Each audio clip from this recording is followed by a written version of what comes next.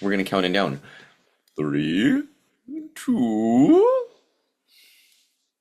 1. That was the start. Welcome to another edition of the Pair Genius podcast, where all we want to do is laugh and have fun. That countdown didn't even make sense. This is the way I like to start the show. If it's a little weird before it gets going, that's okay. We're gonna lose some not diehard fans. It's okay. I know that the diehards will stick with us because they know it's always worth it. I suppose. You gotta work up to the crescendo. You can't start on the crescendo. You and your Italian hands, you're making the camera do terrible things. Hey, it's me, Mario. Luigi. I got my Captain America hoodie on. I'm pretending to be Mario. This coffee is kicking in. We're gonna have a really good episode. Here's hoping. Yeah. Just for anybody who doesn't know by now, I'm Alex. I refuse to tell you who I am. Fine. If you don't know, then just leave. Just get out. Get out. We don't need you. You are not part of our club. So, which is funny. That's a terrible segue into what we're talking about. It's a funny segue because we want to talk about relationships, right? No, friendships. I know.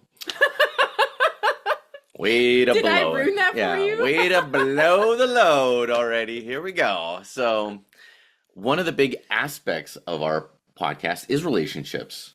Not just ours, but relationships in general. Yes, it's a relationship podcast. And yes, you have spilled the beans that we want to talk about friendship today.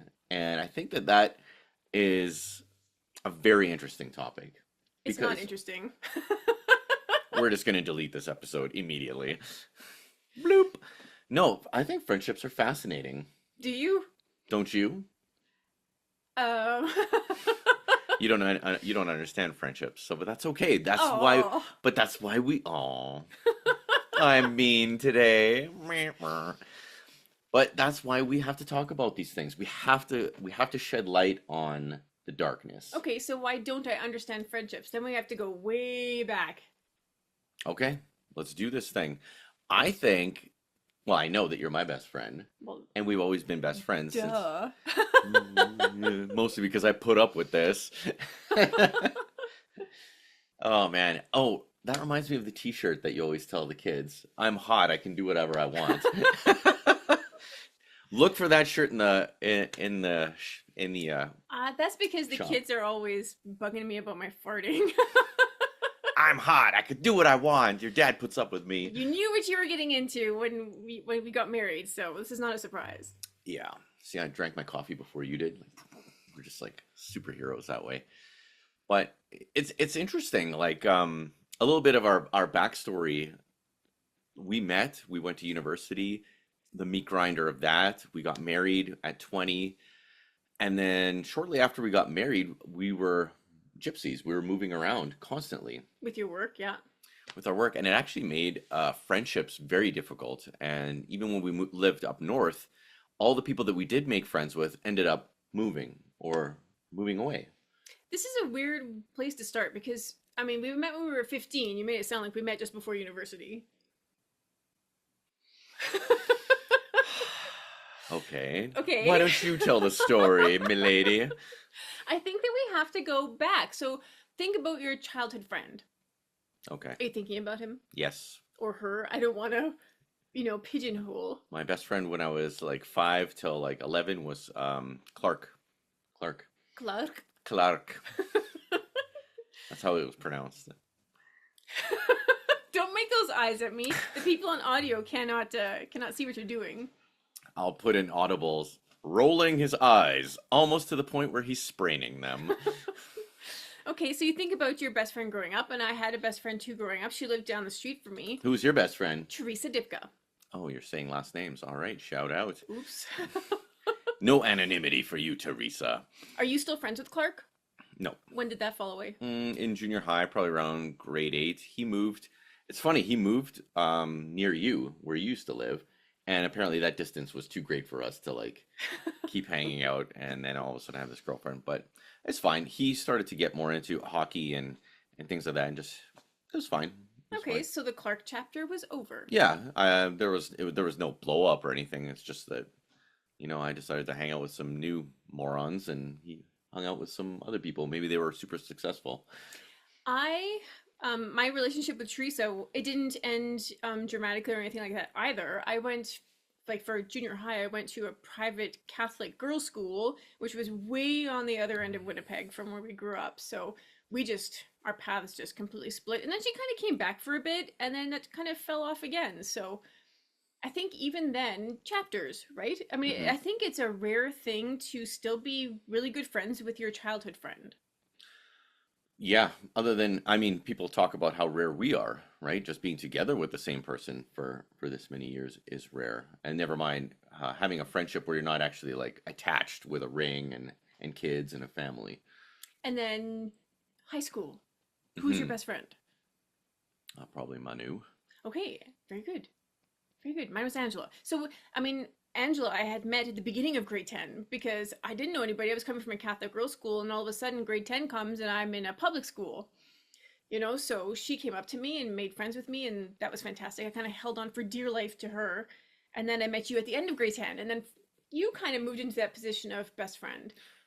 Yeah, and I would say that I sacrificed a good amount of time with my friends to have time with you, but now looking back, it's like, wait a minute, there was lots of days where I wasn't with you and none of us were doing anything. And I think that that's one of my realizations.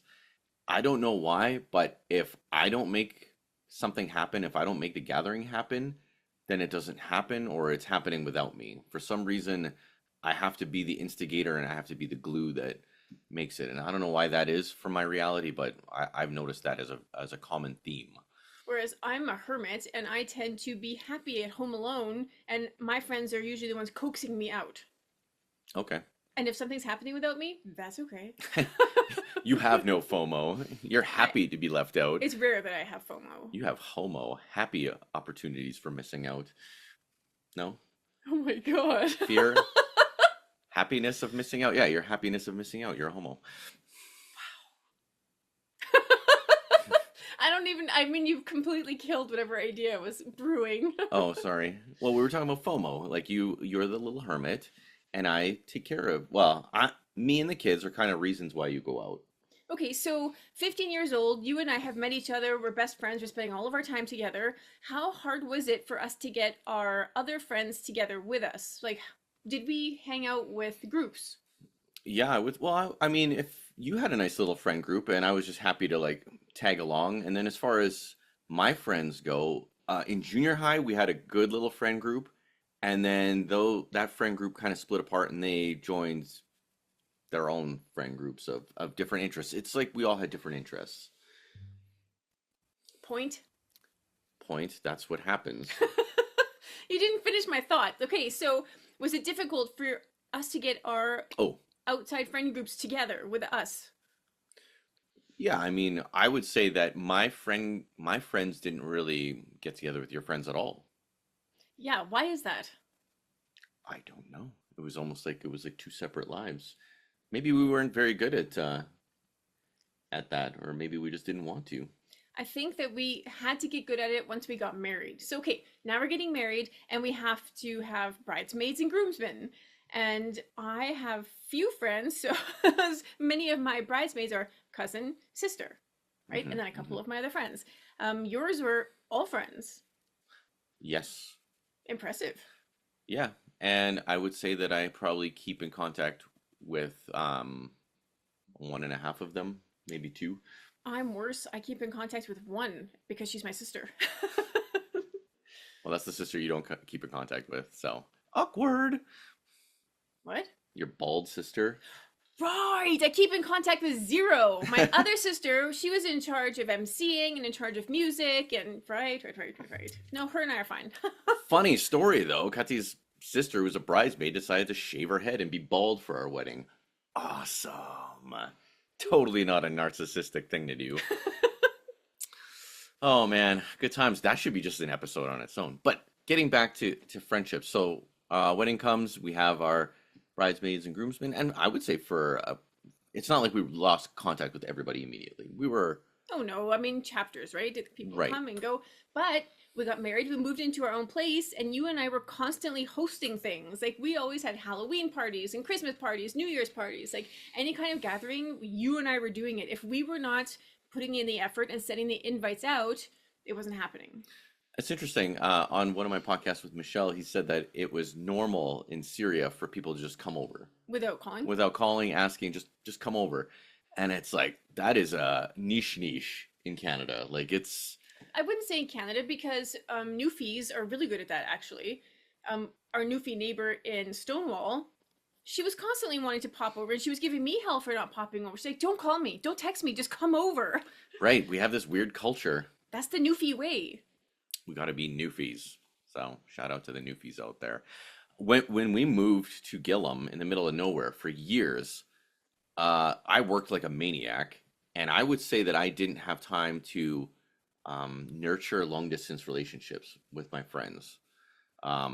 So obviously there was a lot of friendships that basically fizzled because there was there was just no tending to that garden. I would say that Gillum was our cocooning phase where we were finally out from our parents' house. We were trying to figure ourselves out. We were away from the town that we were born and grew up in, and it was just you and me in the middle of nowhere.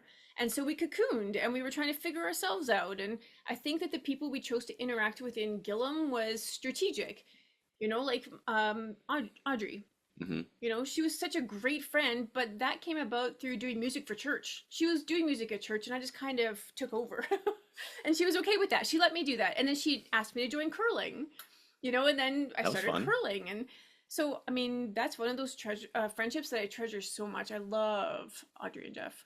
And you know what? It's interesting. There's these friendships that are kind of like high maintenance, and then there's the friendships that it doesn't matter how much time goes by, you can kind of just pick up where you left off. Right? It's been 5 years since we've seen them, something like that. And I know that if we saw them tomorrow, we would just pick up exactly where we left off, and there would be no like, oh, you're a terrible person because you didn't call me. Like there is none of that, which is so delightful. That is delightful, especially when you're a hermit and you just need that time to recharge and then get better, even if it takes 5 years. But eventually, we did make our way back to Winnipeg after years and years and years of rotating all over Manitoba. Hmm. And then it was time to move to Stonewall, and that was a strange place to make friends because it was so transient. People were always up and moving, and there was this crazy drama in Stonewall. I couldn't even believe it. It was like a soap opera. So that was difficult. Yeah, one thing I've noticed is I think people from Manitoba like soap operas. I think life can be so boring that anything telenovela could be good. What else are you going to do Interesting, for 4 months of -30? right? You gossip or you look for dirt or look for something interesting. But we made a handful of friends. Yeah, yeah. We did in Stonewall, but then it came time to sell our stuff, pack up the kids, and travel Europe. And we had to weigh it, like how much do we want to stay in Manitoba with these, little group of friends and family that's driving us crazy, as opposed to just selling it, cutting the cords and taking off. Right, So it was time to let all of that fall away too. for sure. That's interesting. I did want to do a tangent quick. And you were watching Gilmore Girls yesterday. So we're talking about the subject of friends and friendship. It's to me, it's so bizarre watching these two characters of a daughter and a mother being best friends. That is bizarre to me. It's funny because every fall I start watching Gilmore Girls again. I love to have it on in the background. I don't have to watch it. I can work, and my brain kind of goes. What I hate about Gilmore Girls is Lorelai and Rory. I really hate these two people because they just screw themselves up constantly in terms of relationships. It drives me insane. Yes, every time I've secondhand watched it with you or overheard certain things, I'm like, oh my God, they just get dumber and dumber. Every time I watch it, it's like, how can you not see the error of your ways? They wrote it well, and they at least wrote the characters consistently, but they didn't evolve. They didn't grow. They didn't learn their lessons. They just kept making the same mistakes over and over. It's TV. But yeah, sure, that's TV. But I think if we shine the light on the fact that you have to keep evolving, you have to keep getting better, you have to recognize the things that are screwing things up and right that wrong. I think that if you're pouring all of your energy into one relationship, it's hard to make space for another relationship to come along. So for them, their focus was the mother-daughter relationship. That's where all of the energy went. And it was first and foremost the two of them together. And when somebody else, a romantic relationship came along, it was hard to squeeze into that. Hmm. Do you think you would have your mom being your best friend if you were just an only child? Or do you think that your parents' marriage and coupling was just too much and pushed you guys out? That's a tough question because I don't know anything other than what actually happened to me. There was three of us. There was my parents' marriage first and foremost, and we just kind of Existed. existed alongside of this marriage. So there's no friendship. Even now, there's mother daughter and father daughter. There's no friendship there. They're just roles. Which is weird. It's like, because we're almost at the point where they're going to be old enough where we're going to have to take care of them. They turn into the children, but they're so hell bent on these roles of being a parent. It's Yep. interesting. Whereas I think my dad's kind of succumbed to the fact that me and him are kind of like this now. Like he's not really being my dad anymore. That's a complicated relationship too. Sure, it's not. Yeah, well, I was just gonna say my mom and my dad were never my friends. Maybe it's our generation. I feel like people like Gen Y, let's say millennials. I would say that's the generation that's probably trying to be friends with their kids more than anybody Sure. because Gen X and Boomers, they weren't friends with their parents. Like that's weird. Like you don't be friends with your parents. Your parents are your parents. Yeah, I think we're walking that fine line with our own kids right now. Like, even for my birthday, Alora gave me a card that said, to my best friend. I'm like, what? Wait a minute, what? I'm your best friend? That's not true. So, okay, but that's interesting. That's something to talk about. It's when Alora was little, you were her mommy. And as she gets to be, 16, 18, 20, she doesn't need a mommy anymore. She needs a mom or she needs a mentor or somebody that she can come and talk to. She needs, that's the most important thing, is that she feels that she can come to me and talk to me about intimate things, because I'm supposed to be there to guide her through that with my wisdom. I've already been through that. I've already had my experience. So let me pass that on to you in a non-judgmental, non-threatening way, because I'm not better than you. I'm just old. I'm old and I have wisdom to share. I remember how my mom made me feel like weird because I wanted to get a razor because I wanted to shave my peach fuzz mustache, and she was giving me a hard time at the grocery store, and I just felt like this wave of shame. Like, okay, like they never talked about like any of that stuff with us. Nothing. No, Yeah. there was no sex talk. There was nothing. So now I just grow my beard and never shave it because I was never taught how. I had to dry shave my legs the first time I shaved because I had no idea. They didn't tell me about it. I snuck a razor from I don't know where. It could have been my uncle's when I was at my grandparents' house. And I dry shaved. And oh my God, that was a lesson. I only did it once. Yeah, it's funny. I remember doing the same kind of thing. I didn't have any shaving cream, so I think I at least wet the blade. And then your face, you don't realize how sensitive the skin on your face is. I took that thing and I went right in the middle of my cheek and I went like right down. Man, I'm having a hard time with this mirror thing. Anyway, went right down the middle. So I had this red strip Nice. and I was like, oh my God, I've screwed myself. Like I thought I scarred myself for life, shaving my face the wrong way. And I'm like, crap, Crazy. nobody taught me how to do anything. I don't know why I didn't ask my dad. So to sum up, our childhood friends are not in our lives anymore. Our young adult friends have kind of come and gone, with the exception of Manu, who has stuck around for you, so that's nice. And now making friends. So everybody always says it's hard to make friends in your 40s, but my gut reaction to that, the way I feel about that, is that for me that's a lie, because it was hard every generation to make a friend, like every decade. Yeah. Like I'm not having any harder of a time now than I did in my 30s. So on the original pairgenius.com website, I wrote that article about, I guess it was like the difficulties or the challenges of being adult friends. Right. But I think I did it from the male perspective, Okay. like for men, like men having a hard time making friends, and I thought that the XCC would be this thing that like all of a sudden I have all these like new people. And yeah, I mean, I have some friends from it, but nothing like what I imagined. And maybe that's the thing. Maybe it's me, maybe it's them, or maybe it's the whole co-creative process. Maybe people don't have the energy to give to co-create this bond. Well, let's think about what the pandemic did to us in terms of being able to connect with people, even our closest friends, family. Like, the pandemic screwed things up so badly. Had the pandemic not happened, maybe we wouldn't be having as hard of a time, but I still think that we would be entering this midlife phase where there's some introspection that's involved, some downtime, some meditation time, some one on one time with yourself, so that you can start kind of really figuring out what you want to do with the next half of your life. What have I Hmm. done with the first half? And then what's coming up in the second half? Where do I want to go? So I think in this time where you're kind of trying to figure it out, the focus is not so much friendship.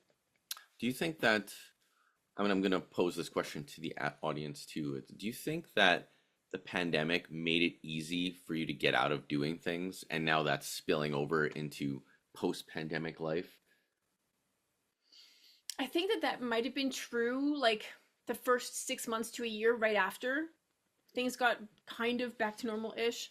That's not an excuse anymore. I think that by now, like now we're far enough away from it that if you still haven't figured out how to interact with people in a healthy way, there's a problem. There's a problem that okay, you were carrying some trauma from the pandemic and maybe it's time to get help for it. Hmm. Because doing life alone is not the way it's meant to be done. I'm very sure. Like human connection is first and foremost. I love the irony of a hermit saying that, or a self-proclaimed hermit saying that. Okay, but we've been talking about me not calling myself a hermit anymore. I Exactly. am a hardcore introvert. So I didn't say it, you did. Right. But you are an introvert. You're not a hermit.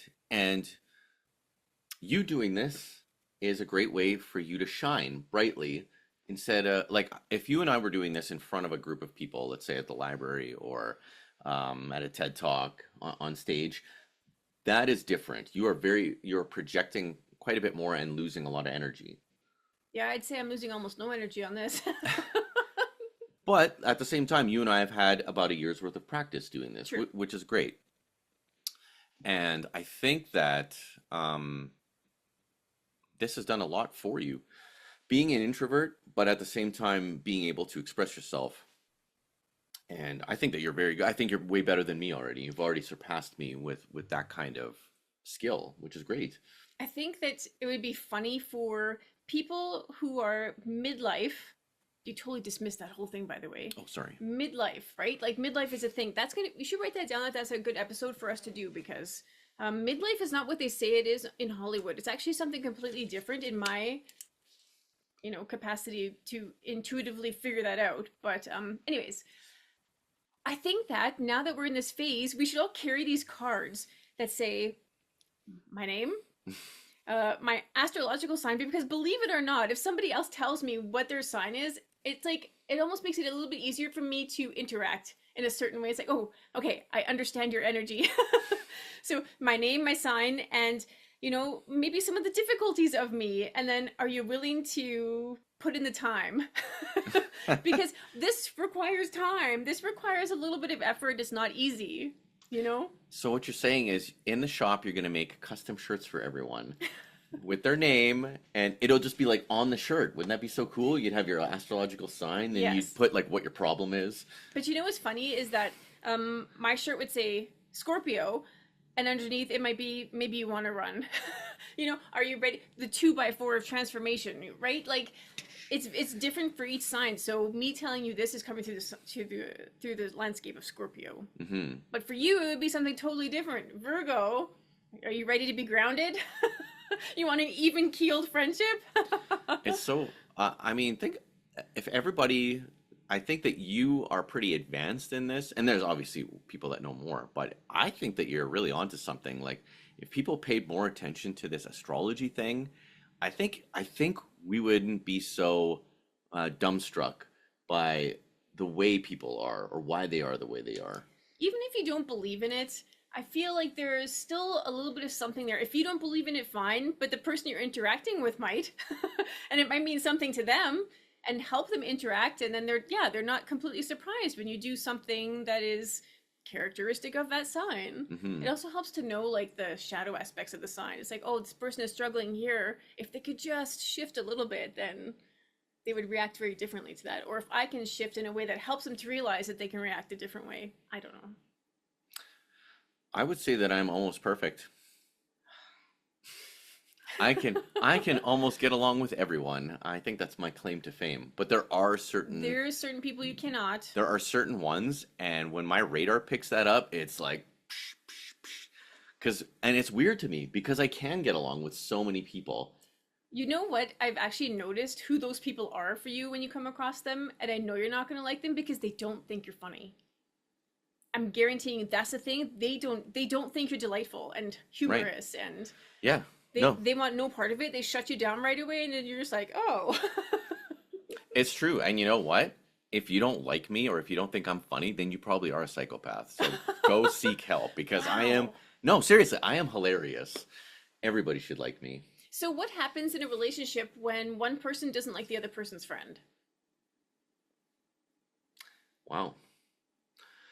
Depends on, well, I guess it depends on why. Let's say I had a friend and every time me and him got together, we would stay out all night and got super drunk, like super drunk, and wouldn't come home till like 2 in the morning.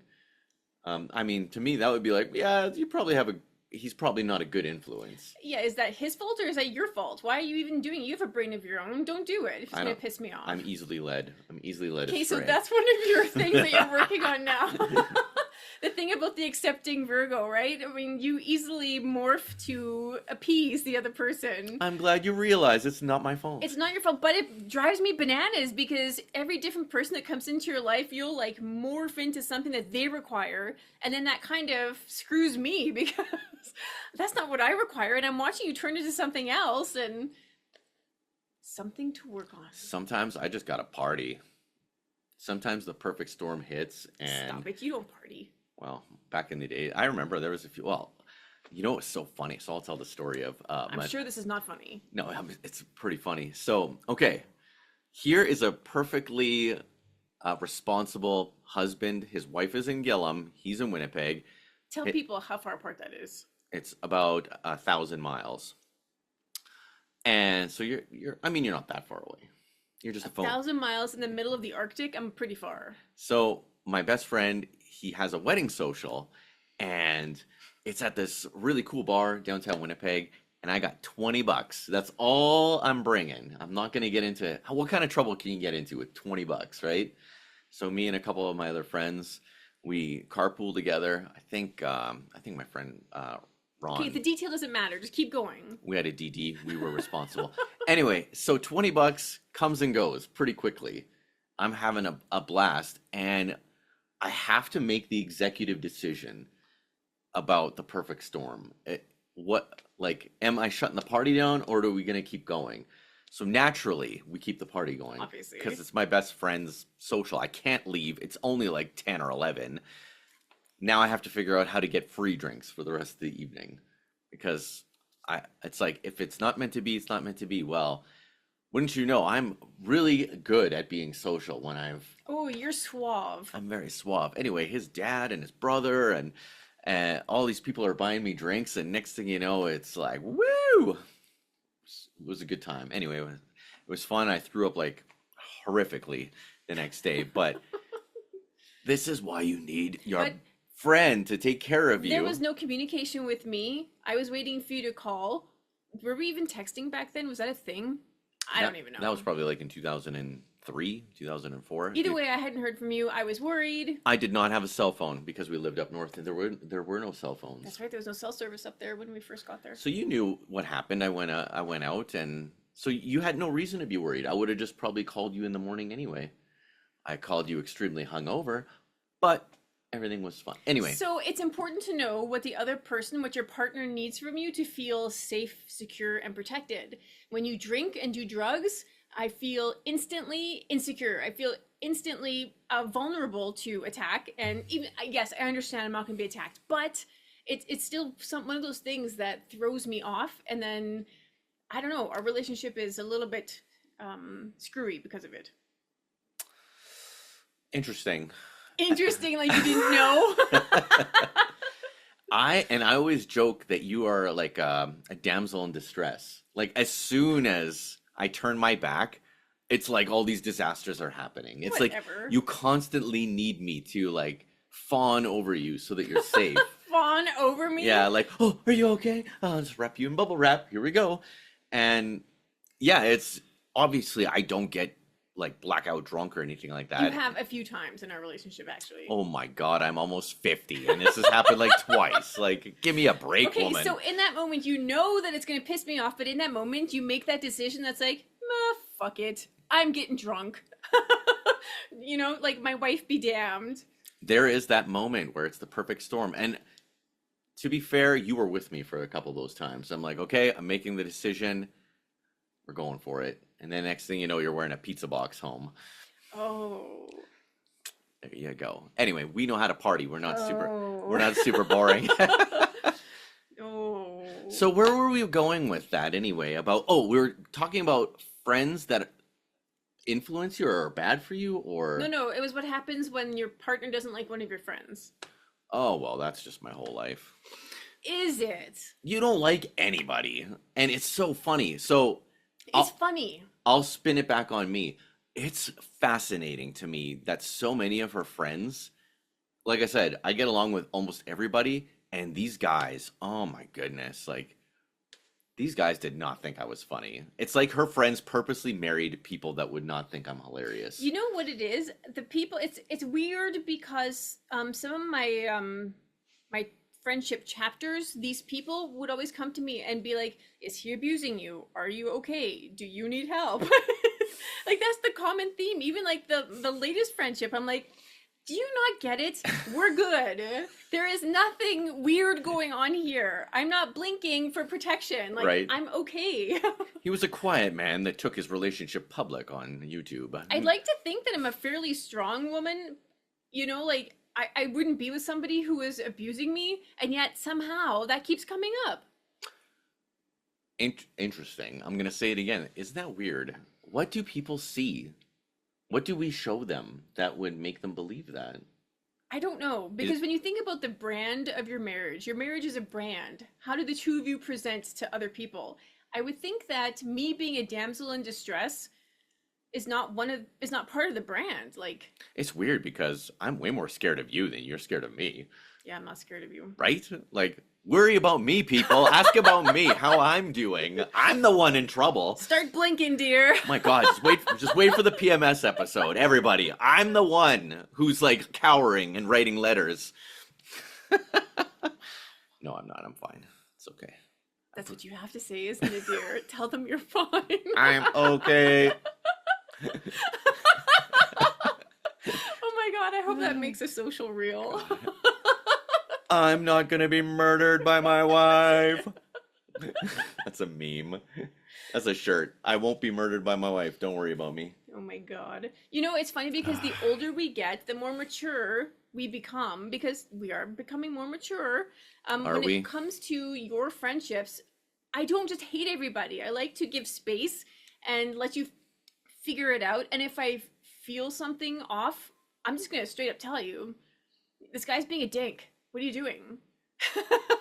You know what? My problem is I should have way more female friends. Don't you think that would be a good idea? Yeah, do it and see what happens. Can men have friends that are women? Just make sure they're uglier than me. I don't know if you ever watch Everybody Loves Ray, but it wasn't about being ugly. It was about just being different. Are all men insane? Oh my God. Dude, that could be just an episode alone. Oh Like, my God. can men be friends with women? Dude, it's a honeypot. It's a trap. Don't do it.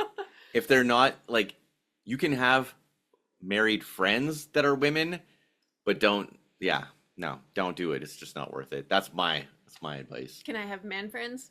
Of course not. Sorry, Milton. Oh, you're funny. Milton's a special case because he's friends with both of us. Right. There you go. And he's See? gay, so I'm not going to fall in love with him. Unless he wants me to. He's going to convert, or you're going to convert him. Oh my goodness. A moment of silence. Oh my goodness. So what else is going on? What else is going on with friendship? How can we be better friends for people? It's hard because somebody coming into this relationship, where's the space for them? Is it a friend for just me? Is it a friend for you and me? Right? That's hard. And that's why we're struggling a little bit right now, too, I think. And we've always struggled. It's really hard to make friends. How many friends do you need? A handful? What about tiers of friendship? What do you mean? There's like super close associates, or No, no, no. you don't Everybody gets the same from no me. way, that's impossible. I don't have friends anyway, but the like one or two that I could potentially have would get the same. There's like best friends, then there's like acquaintances, and then there's like sort of friends. There's got to be rings. There's these rings, and then you get to move them in and out. You're like killing me with your hands. You're like almost beating me. Guess what I'm gonna do? I'm gonna tape my hands behind my back next time. Sit on them. Here we go. Okay, are you happy now? Yes. Wow. I'm safe.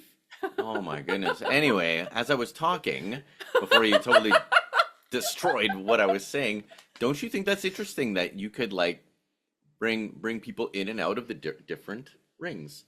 You're ridiculous. This whole rings thing is stupid. Fine.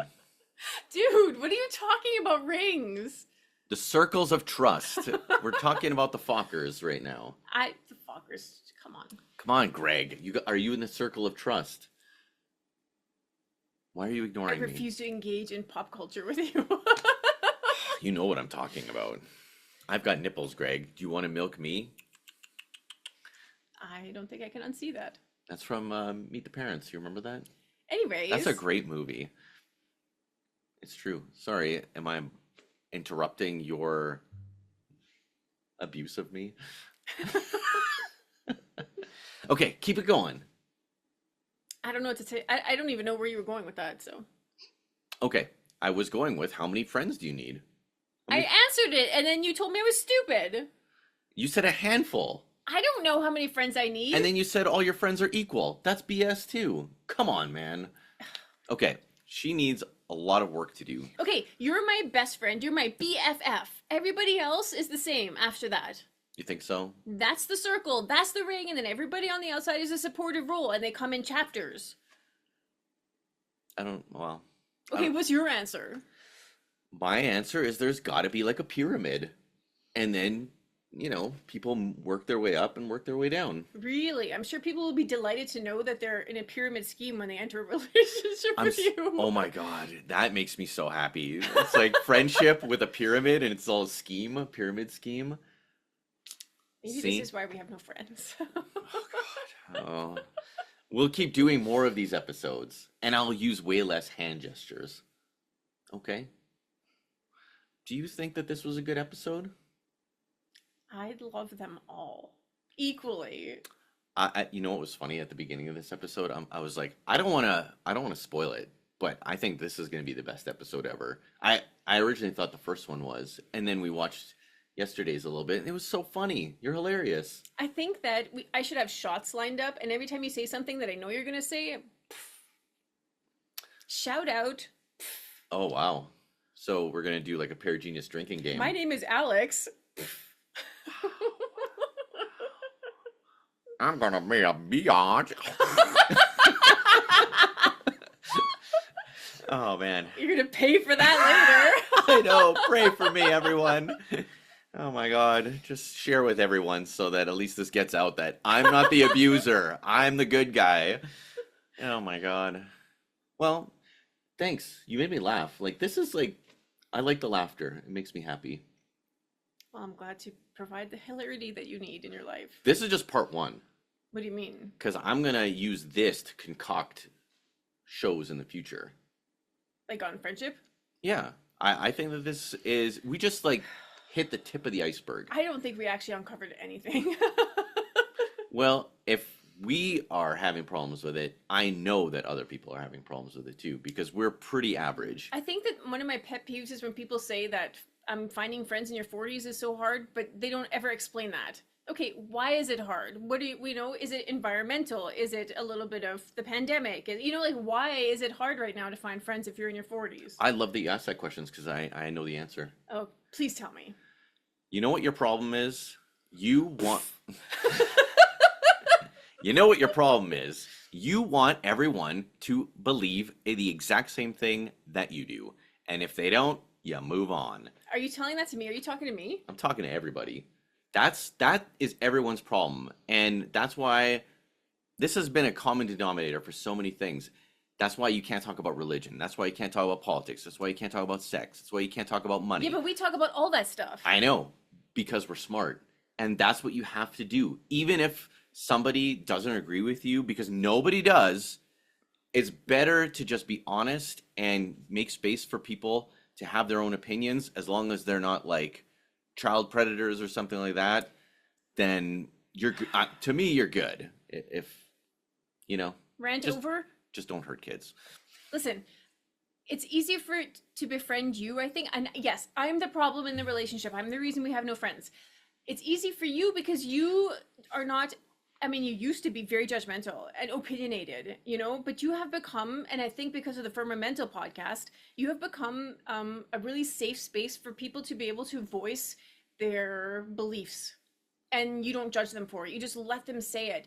And then you think, that's a possibility, or that's interesting. Go on, right? Mm-hmm. Like you provide this really nice container, and that makes for the basis of an excellent friendship.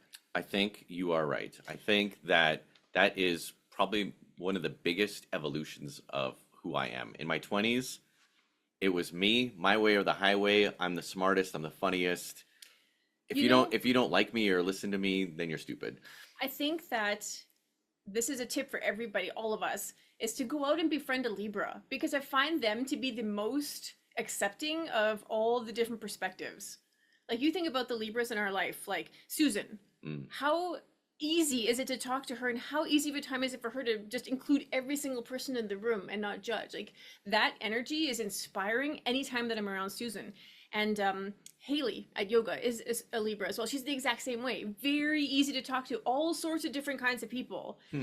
So if you've learned nothing this episode, run out and befriend a Libra. My mom was a Libra.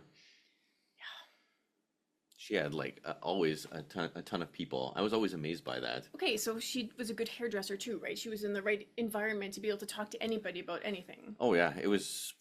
I honestly, if my mom could have stayed at work 24/7, she probably would have. She would have been. She probably had a way better life at work than she did at home. I feel bad for her that she ended up with a Scorpio daughter-in-law. Well, now that you can communicate with her spiritually, you know that it's all good. I do know that. The human aspect really gets in the way of things. That'll be another episode, is family in-law. Oh yes.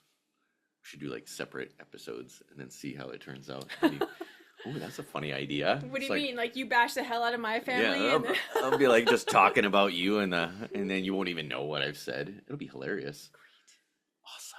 See? A new idea is born.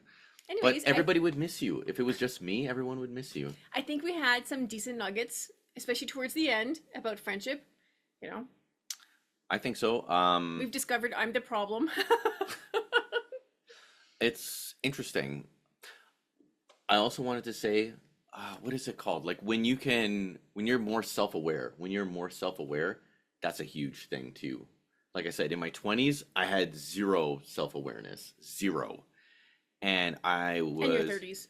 And probably my 30s too. And a little bit of your 40s. Come on. Like, give me a break, man. Seriously, your like transformation into this amazing version of you happened with Firmamental.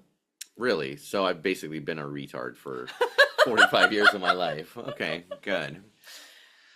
I have to think about that a little bit.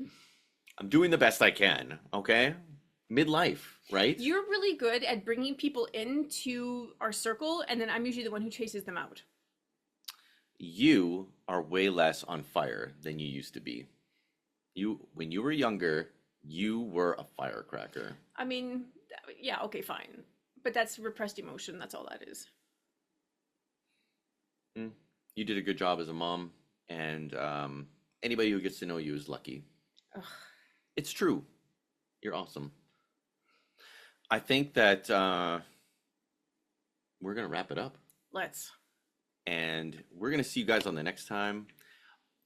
Okay, before I let you Oh, go, brother. one last thing. I'm super excited that on Spotify we already got like 5 or 6 5-star reviews. Like, please keep that coming, share it. It just brings me so much joy. It's like, oh my goodness, It really does. it's more than one person, which is pretty cool. If it was a handful of friends listening, I'm very happy. I have to remind everybody that what you're hearing is coming from the perspective of our experience. It's not truth. It's not fact. It's just our experience. I have to put that out there. And it's not even scripted. No, it's just how we feel. It's our perspective. I didn't even have to grab my thingy. Ugh. Boof. Oh man. See you later, you bunch of geniuses.